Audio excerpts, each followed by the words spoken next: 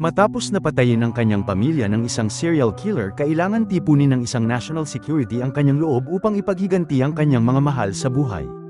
Ngayon ay balikan natin ang kwento ng pelikulang I Saw the Devil mula sa taon ng 2010. Isang babae na nagngangalang Julian ang natrap sa kanyang sasakyan dahil sa flat na gulong nito habang huminto ang isang bus driver upang tignan kung may maitutulong ito. Pinaliwanag ni Julian na tumawag na ito ng tulong, ngunit ang lalaki na si Kyung ay nagpumilit na tignan ang sirang gulong. Ang babae ay nasa telepono kausap ang kanyang kasintahan na si Suyan na isang national security agent. Pinayuhan nito ang kanyang kasintahan na manatili sa kanyang sasakyan, ngunit sa kasamaang palad nasa trabaho ito at kailangan na ibaba ang telepono. Isinara ni Julian ang kanyang bintana upang protektahan ang kanyang sarili mula sa estranghero na bumalik sa kanyang bus. Nais na siguraduhin ng babae na ligtas siya, kaya binuksan nito ang kanyang headlight nang biglang inatake siya ng lalaki sa pamamagitan ng pagbasag nito sa bintana at nagawa ng lalaki na makapasok sa loob ng sasakyan habang nagpupumigla si Julian.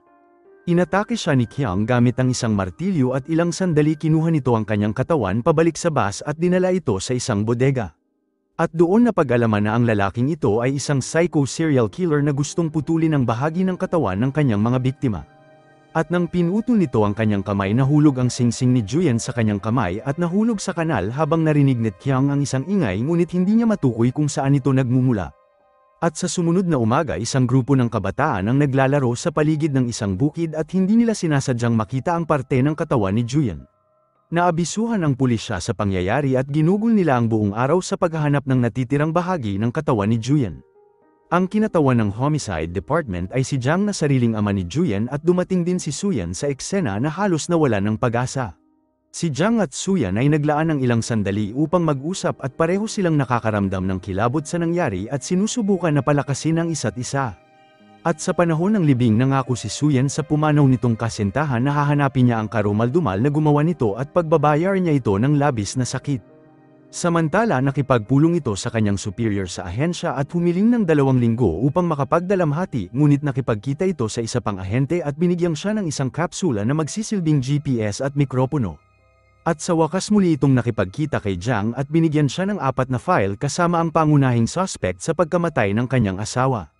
Nagsimula si Suyan sa unang lalaki at pumasok ito sa kanyang apartment at ginulpi ito. Pagkatapos ay tinanong niya ito tungkol sa pagpatay, ngunit ang lalaking ito ay walang alam. At sa kabila nito, nakapatay ito ng isang teenager na babae sa nakaraan habang ginamit ni Suyan ng isang martilyo upang wasakin ang pagkalalaki niya bago dinala ito sa ospital at nahanap ng mga pulis. At sa sumunod na araw, pinuntahan ni Suyan ang pangalawa nitong target at sinagasaan ito habang nakasakay ito sa kanyang motorsiklo. Sinimulan niya itong galpihin, ngunit ang lalaking ito ay hindi rin ang pumatay sa kanyang asawa, at sa gabing yun sinuri ni Suyan ang kanyang pangatlong target na si Kyung. Samantala, nakita ng kriminal ang isang inosenteng babae na naghihintay ng bus. Sinubukan niya itong kumbinsihin na sumakay sa kanya sa pagsabi na wala ng bus na darating. Nakumbinsi nito ang babae, ngunit wala itong ideya kung ano ang tunay na intensyon ng lalaki. Ginamit ni Kyung ang isang metal na bagay upang patayin ito at dinala ito pabalik sa kanyang bodega at tinanggal ang ulo ng dalaga. Binisita ni Suyan ang pamilya ni Kyung at ipinakita sa kanila ang litrato ng kanilang anak. Ang mga magulang nito ay naiinis dahil inabandona sila ni Kyung, pati na rin ang anak nito. Naglakad si Suyan sa labas para kausapin ang binata at nagtatanong sa kanya kung nasaan ang ama nito. Nahanap ni Suyan ang silid ng serial killer at inimbestigahan ito, at sa lalong madaling panahon nakita rin ito ang bodega sa likod ng apartment ng lalaki, at sa sobrang talas ng mata nito mabilis nitong nakita ang singsing ng kanyang kasintahan malapit sa kanal, at ito ang singsing na kanyang binili para sa babae. At sa kaparehong oras, meron na namang masamang plano si Kyung at kinuha ang isang babae mula sa paaralan kung saan nagtatrabaho ito bilang school driver. Dinala ng lalaki ang dalaga pabalik sa kanyang lugar at balak na pagsamantalahan ito, ngunit naantala ito ng isang tunog. Kinuha ni Kyung ang kanyang sickle at tumingin sa paligid habang bumukas ang pintuan sa garden at lumitaw si Suyan.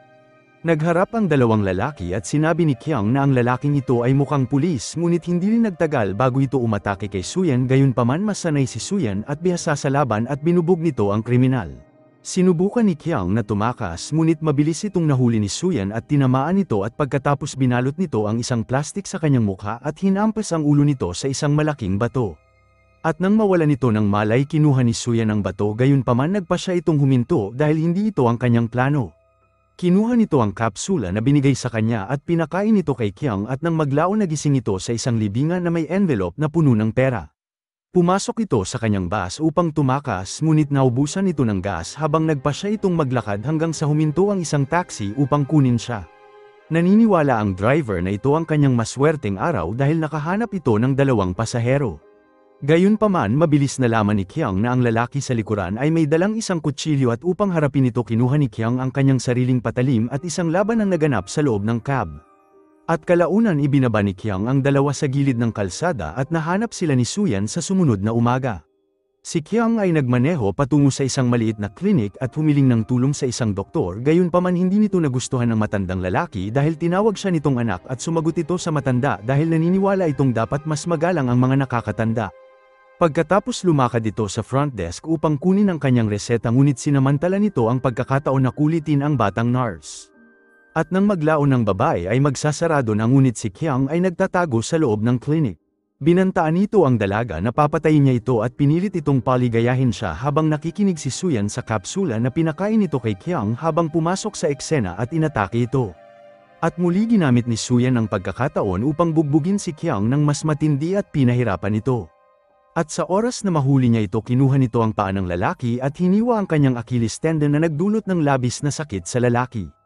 Pagkatapos ay inalagaan ni Suyan ang kanyang paa sa dahilan na ayaw pa niya itong mamatay agad. Ibinaba niya ito sa isang lugar at nagpa siya si Qiang na magmaneho ulit upang tumakas, gayunpaman nang mawalan ulit ito ng gasolina nagpa siya itong humiling ng tulong sa mga sasakyan na paparating. Gayunpaman sa pagkakataon na ito hindi ito makakapanakit ng sinuman dahil nakasalubong nito ang mga militar. Samantala sinusundan ni Suyan si Qiang hanggang sa makatanggap ito ng tawag mula kay Jiang at hiniling ng matanda kay Suyan na itigil ang kanyang ginagawa dahil natatakot itong mawala ng lalaki ang kanyang sarili sa proseso. Si Suyan ay walang plano na itigil ang kanyang paghihiganti kaya naman hinayaan ito ng matanda na sundan ang kanyang sariling landas. Bumisita si Qiang sa isang mag-asawang kaibigan nito ngunit ang mga taong ito ay malayo rin sa normal at sa katotohanan sila ay mga mamamatay tao at cannibal. Dinala ng lalaki ang isang babae sa kanyang basement at balak na patayin ito ngunit nagsimula itong makarinig ng ilang ingay at nagpa siya na tumingin sa paligid. At sa lalong madaling panahon nakita nito si Suyan na nagsimula siyang bugbugin. Nalaman ni Qiang na nahanap siya ni Suyan at nagmadali sa kusina ng kanyang kaibigan at sa mga oras na saksakin ni Suyan ang kanyang kaibigan nagsimulang bumaril si Qiang sa kanila gamit ang shotgun. Gayunpaman hindi niya ito matamaan at tumakbo si Suyan sa labas ng bahay at umakyat pabalik sa itaas. Maingat nitong pinasok ang bahay upang salakayin ang kanyang mga kalaban ngunit inatake ito ang kaibigan ni Qiang at ang lalaki ay madali lang para kay Suyan na pinatumba ito at inatake sa ulo gamit ang piraso ng kahoy. Pagkatapos ay naglagay ito ng isang bitag para kay Qiang at nagmadali patungo sa kanya at nagawang mahuli ito. At sa sumunod na araw nakita ng pulis ang katawan ng mga kaibigan ni Qiang at nagsimula silang magtaka kung sino ang gumawa nito. At sa kaparehong oras si Suyan ay nakikipag-usap sa kanyang kasama ngunit nagkamali sila at kahit pa alam nilang natutulog si Qiang naririnig niya ang mga ito na nag-uusap tungkol sa kapsula na pinalunok ni Suyan sa kanya. At nang magising ito sa ilalim ng tulay nagsimulang makipag-usap si Qiang kay Suyan at sinabing minamaliit siya nito. Nagtungo si Qiang sa isang butika at nagnakaw ng maraming laxatives upang masira ang tiyan nito. At dahil dito nakuha niya ang kapsula mula sa kanyang katawan at pagkatapos inatake nito ang isang lalaki sa banyo at pinalunok niya ito. At nang dumating si Suyan sa lokasyon na sinasabi ng GPS nakita lamang nito ang isang lalaki na nabugbog.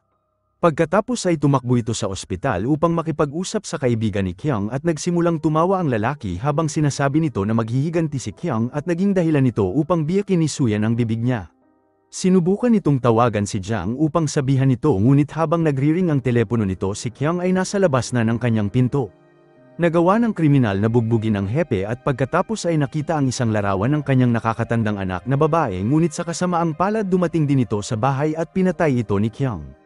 Dumating si Suyan sa bahay ng hepe at nalungkot na malaman ang nangyari habang tumawag si Qiang sa mga pulis at nais nito isuko ang kanyang sarili. At sa paraan na ito alam niyang hindi siya maaabot ni Suyan gayunpaman hindi sinabi ng ahente ang kanyang salita at habang naghihintay si Qiang sa mga pulis na arestuhin siya nagmaneho si Suyan sa kanya at dinukot siya nang hindi humihinto ang sasakyan. Dinala nito si Qiang pabalik sa kanyang bahay at inilagay ito sa kanyang sariling guillotine at nais ni Suyan na pahirapan siya kaya pinatay nito ang isang sigarilyo sa kanyang mukha bago nagtusok ng isang panulat sa kanyang pisngi. At kahit patila parang nagmamakaawa na ito sa kanyang buhay, muli nitong binago ang kanyang pag-uugali at sinabi na hindi ito natatakot sa kahit na ano at hindi rin ito nakakaramdam ng kahit anong sakit.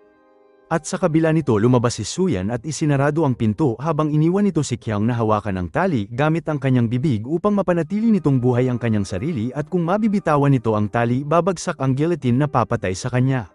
At sa kaparehong oras tinawag nito ang kanyang mga magulang at anak upang makita siya habang ang tali ay nakakabit din sa pinto. Sinubukan ng pamilya ni Qiang na buksan ang pinto, ngunit naging sanhi din ito upang mahayla ang tali mula sa kanyang bibig, at kalaunan nagawang mabuksan ng kanyang pamilya ang pinto at ang guillotine ay pinagulong ang kanyang ulo na parang bola. At sa pagkumpleto nito sa kanyang paghihiganti, nagsimulang umiyak si Suyan sa mga nagawa nito. Salamat sa panunood. Kung nagustuhan mo ito, huwag kakalimutan mag-like at subscribe para sa mga susunod pa nating movie recap.